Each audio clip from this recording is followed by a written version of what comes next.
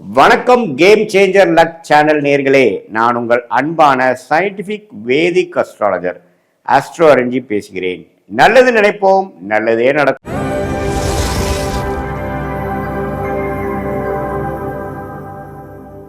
மிதுன ராசிக்காரர்களுக்கு எத்தகைய ஒரு பலாபலன்கள் நிறைந்த ஒரு மாதமாக இருக்க போகுதுங்கிறத நம்ம பார்க்க போகிறோம். சயின்டிஃபிக் வேதிக் அஸ்ட்ராலஜி முறையில் பார்க்க போகிறோம். என்ன சார் சயின்டிஃபிக் வேதிக் அஸ்ட்ராலஜின்னு கேட்டிங்கன்னா, எந்த விதத்திலும் மூட நம்பிக்கைகளை போகாமல், பரிகாரங்கள் விஷயத்தில் போகாமல், மிகைப்படுத்தாமல், உள்ளது உள்ளவாறு ஒரு ஒரு கிரகம் இப்படி இருந்தால் எதுமாற கர்ம பலன் உங்களுக்கு கொடுக்கும் அப்படிங்கிறத நம்மளுடைய 18 வருஷ அனுபவத்தை எடுத்து அது மூலமாக ஒரு பொது பலனாகிய இந்த கோச்சார அமைப்புல மிதுன ராசிக்கு எந்த தாக்கத்தை மார்ச் 2026 கொடுக்க போகுதுங்கிறத நம்ம துல்லியமாக சயின்டிஃபிக் அஸ்ட்ராலஜி வேதிக் அஸ்ட்ராலஜி முறையில் ஒளித்தத்துவ முறையில் நம்ம பார்க்க போகிறோம். இப்போ பாருங்க, மிதுன ராசிக்கு 10ஆம் இடத்துல சனி இருக்கிறார், ராசிக்குள்ள குரு இருக்கிறார், ராகு 9ஆம் இடத்துல இருக்கிறார், கேது 3ஆம் இடத்துல இருக்கிறார், எல்லாத்துக்கும் தெரியும். இப்போ குரு ராசிக்குள்ள இருந்து 9ஆம் இடத்தை பார்க்கும் பொழுது கரெக்டாக மார்ச் மாதம் இருக்கும் பொழுது செவ்வாய், சூரியன், ராகு, புதன் இந்த 4 கிரகமும் 9ஆம் இடம் என்று சொல்லப்படுகிற பாக்கியஸ்தானத்தில் கும்பத்தில் இருக்காங்க. குருவின் பார்வை பெறுகிறார்கள். இது நல்ல ஒரு விசேஷம். இப்போ பார்த்தீங்கன்னா பிப்ரவரி மாதத்தோட முதல் 2 வாரம், முதல் வாரம், ஜனவரி மாதத்தோட கடைசி வாரத்துலலாம் மிதுன ராசிக்காரங்கள் பார்த்தீங்கன்னா பயங்கரமான மன அழுத்தம். ஏன்னா உங்களோட 8ஆம் இடத்துல பார்த்தீங்கன்னா செவ்வாய் இருந்தது, உங்களோட ராசி அதிபதி புதனே இருந்தது. ஆனால் இப்போ பாருங்க, மார்ச் மாதம் ராசி அதிபதி ஆகிய புதனே பாருங்க 9ஆம் இடத்துல சுக்கரனோட சேர்ந்திருக்கிறார், குருவின் பார்வை பெறுகிறார், செவ்வாயோட எந்த வித தாக்குதலும் எந்த வித ஒரு அமைப்பும் இல்லாமல் பிரிஞ்சிருக்கிறார்.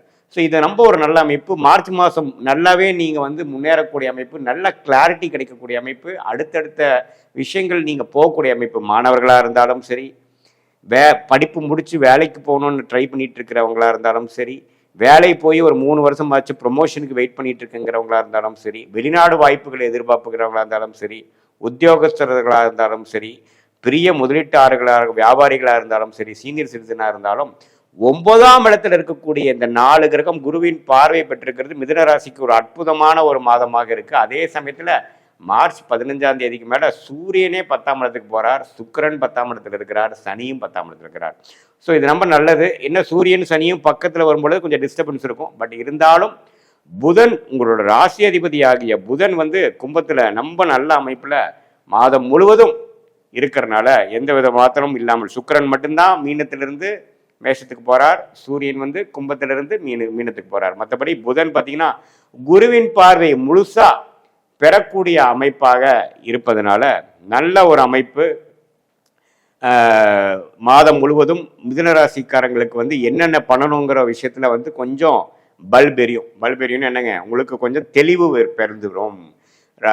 ஜனவரி மாதம் பிப்ரவரி மாதம் பட்ட கஷ்டங்கள் நின்று இப்போ ஓரளவுக்கு எப்படி மீண்டு வரணும், எப்படி போய் நம்ம ஜெயிக்க முடியும், எப்படி ஒரு சில விஷயங்கள் காரியங்கள் நடத்திக்க முடியும், நம்ம சிக்கல்ல நாம் எப்படி வெளியில வர முடியுங்கிற ஒரு நல்ல ஒரு வழியை கொடுக்கக்கூடிய, வெளிச்சத்தை கொடுக்கக்கூடிய, குருவின் பார்வை பெறக்கூடிய ராசி அதிபதியாக புதன் இருப்பதனால நல்லா இருக்கு. அது ராகுவோட சேரும்போது சில பிரம்மாண்டங்கள் நடக்கும், சில எதிர்பாராத சில ஒரு முன்னேற்றங்கள், லாபங்கள்லாம் பெறக்கூடிய அமைப்புகள் இருக்கு.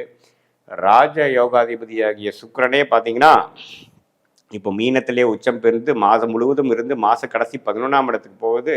எப்பவுமே ராஜோகாதிபதியாகிய சனியும் 10ஆம் இடத்துல, ராஜோகாதிபதியாகிய சுக்கிரனும் 10ஆம் இடத்துல. அப்படி இருக்கும் பொழுது 2 ராஜோகாதிபதிகள் மிதுன ராசிக்கு 10ஆம் இடத்துல இருந்து, மீதி 4 கிரகங்கள் 9ஆம் இடத்திலிருந்து குருவின் பார்வை பெறும் பொழுது நல்ல முன்னேற்றங்கள். இதுவரை நீங்கள் செய்த தவறுகளை திருத்தி கொண்டு அடுத்தடுத்த வாழ்க்கையில நீங்கள் ஜெயம் கொள்ளுவதற்கு, ஜெயிப்பதற்கு, வெற்றி பெறுவதற்கு வேணுங்கிற உத்வேகமான சில விஷயங்கள் நடக்கக்கூடிய அமைப்பு இருக்கு. என்னதான் நாம ட்ரை பண்ணாலும் எல்லாம் நடந்தால் தானே உண்டுங்க, இல்லையா? நம்ம கையில் என்ன இருக்குது?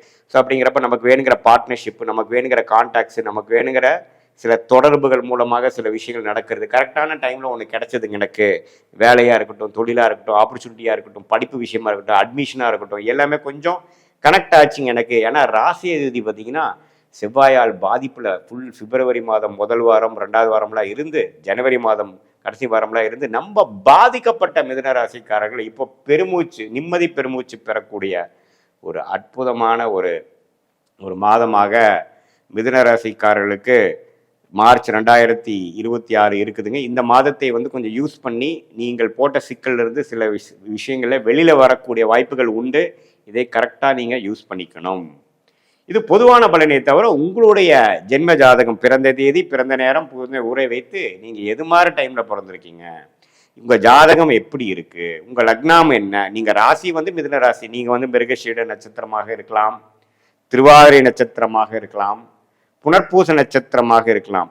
பட் உங்கள் லக்னம் என்ன அப்படிங்கிறத வைத்து அந்த லக்னாதிபதி எந்த அளவுக்கு பலமாக இருக்கிறார் உங்கள் ஜாதகத்தில், என்ன தசை நடக்குது, என்ன புக்தி நடக்குது, இதெல்லாம் வைத்து உங்கள் தசநாதனும் புக்திநாதனும் எந்த அளவுக்கு இப்போ கோச்சாரம் நாம பேசணும் பார்த்தீங்களா மிதுன ராசிக்கு, அதுல கோச்சாரத்தில் எந்த அளவுக்கு நன்றாக இருக்கிறாருங்களெல்லாம் ஒருங்கிணைத்து சேர்த்து வைத்து நம்ம பார்க்கும் பொழுது உண்மையுமே துல்லியமான பலன்கள் எடுத்து அடுத்த வரக்கூடிய ஷார்ட் டேர்ம் எப்படி இருக்க போகுது உங்கள் லைஃப்பில், ஒரு 2 மாதம் 3 மாதம் 6 மாதத்துக்குள்ளே எப்படி இருக்குது, அடுத்த வரக்கூடிய long term 1 year 2 year 3 year pattern எப்படி உங்களுக்கு வாழ்க்கையில் வந்து ஓப்பன் அப் ஆகுது, எந்த பிராப்தங்கள் காத்திருக்குது, எந்த பிராப்தங்கள் இல்லை, எந்த சாய்ஸ் எடுக்கலாம், எந்த சாய்ஸ் எடுக்க வேண்டாங்கிற ஒரு கன்ஃபியூஷன் இருந்ததுன்னா சயின்டிஃபிக் வேதிக் அஸ்ட்ராலஜி முறையில் உங்களுடைய தனிப்பட்ட ஜாதகம் எந்த அளவுக்கு இருக்குது, எது மாதிரி அமைப்பில் இருக்குது, இப்போ நான் சொன்ன கோச்சார அமைப்புகள்லாம் எப்படி இருக்குங்கிறதெல்லாம் ஒருங்கிணைத்து பார்க்கும் பொழுது இப்போ நான் சொன்ன நல்ல பலன்கள் உங்களுக்கு நல்ல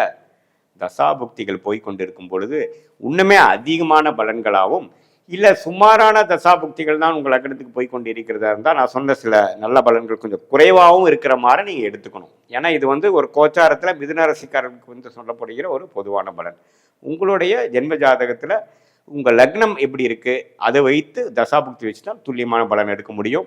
இது மூலமாக பார்த்தீங்கன்னா உங்களுடைய சாய்ஸஸ், நீங்கள் எப்போ வெளிநாடு போவீங்க, உங்களுக்கு வெளிநாடு வாய்ப்பு இருக்கா, அரசு வேலையா, கார்பரேட்டா, ப்ரைவேட்டா, தொழிலா, எது மாதிரி ஹையர் ஸ்டடீஸ் பண்ணலாம், மேரேஜ் எப்போ, குழந்தை பேர் எதிர்பார்க்குறவங்களுக்கு குழந்தை எப்போ அப்படிங்கிறது எல்லாமே ஓரளவுக்கு நமக்கு கிளாரிட்டியோட தெரியும் பொழுது மன உளைச்சல் படாமல், அவதிப்படாமல், பண விரயங்கள் செய்யாமல், சமய விரயங்கள் செய்யாமல், தக்க நேரத்தில் தக்க விஷயத்தை அந்தந்த நேரத்தில் செய்யும் பொழுது எந்த நமக்கு பொட்டென்ஷியல் இருக்கோ, நம்மளுடைய லைஃப் பொட்டென்ஷியல் என்னவோ, நமக்கு எந்த அளவுக்கு நம்மளுடைய வாழ்க்கையில வெற்றி பெறக்கூடிய தகுதி நமக்கு இருக்கோ அந்த தகுதியை எந்த விதத்திலையும் விட்டு கொடுக்காமல் இழக்காமல் நம்ம வாழ்க்கையில் மேலும் மேலும் வந்து ஜெயித்து ஜெயம் பெற்று வாழ்க்கையில எந்த ஒரு வாய்ப்புகளையும் நழுவ விடாமல் இந்திய வேத ஜோதிட அடிப்படையான சயின்டிஃபிக் வேதிக் அஸ்ட்ராலஜி முறை மூலமாக நாம் வந்து நம்மளுடைய பிராப்தங்களை நம்மளே தெரிந்து கொண்டு நம்ம கர்ம வினைகளை நாமளே தெரிந்து கொண்டு